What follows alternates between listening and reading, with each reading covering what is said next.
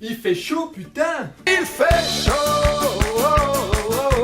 Il n'y a qu'en Belgique où tu peux passer en une semaine, voire même en une journée, de 5 degrés avec de la drache, fait pas style, on a eu les giboulées de mars en mai, à 35 degrés à l'ombre. Même les Qataris se sont perdus en venant chercher leur noir, en mode bijoule, c'est où le pétrole? Pour te dire, même Satan a pas supporté, hein, il est retourné en enfer, il faisait moins chaud là-bas. Et comme si ça suffisait pas, il fait tellement chaud que c'est impossible de dormir. J'ai les cheveux explosés comme Son Goku et des cernes on dirait Kung Fu Panda. Et je te connais, même avec cette chaleur, tu continues à t'entraîner car ton summer body est pas encore totalement au point. Et avec les apéros ou encore les barbecues, t'as intérêt à t'entraîner si tu veux pas finir sumo au Japon. Sauf que tu te doutes bien, faire du sport avec cette chaleur comporte pas mal de risques. Comme une déshydratation ou même un coup de chaud qui peut amener à une perte de connaissance ou pire, à des convulsions. Et là, si tu trembles plus que le sextoy d'une nonne, tu te doutes bien qu'il y a un problème. Je m'empresse donc de te livrer quelques conseils afin de ne pas prendre de risques lorsque tu pars t'entraîner avec cette chaleur. La première, tu te doutes bien que je l'ai pas sucé de mon pouce, c'est bois, beaucoup d'eau.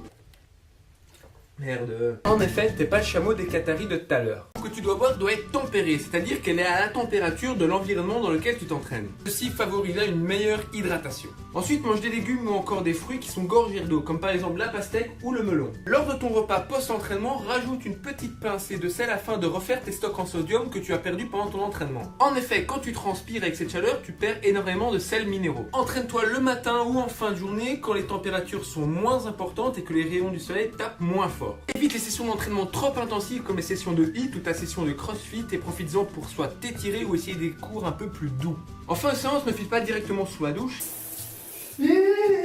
Laisse à ton corps le temps de récupérer et de baisser un petit peu sa température dans un environnement aéré et frais. Voilà, mon dernier conseil est de faire attention à tes limites, ne les dépasse pas, reste très attentif à tes propres sensations lorsque tu t'entraînes avec des chaleurs aussi importantes. Voilà, la vidéo est terminée. Comme d'hab, si tu as des questions, n'hésite pas à les poser dans les commentaires. Je t'invite moi à liker la vidéo ou à la partager. Je t'invite également à me rejoindre sur ma page Facebook. On se retrouve très vite pour de nouvelles vidéos et de nouveaux conseils. D'ici là, ne vous ressortez pas de votre tête que tous vos objectifs sont réalisables. Ciao!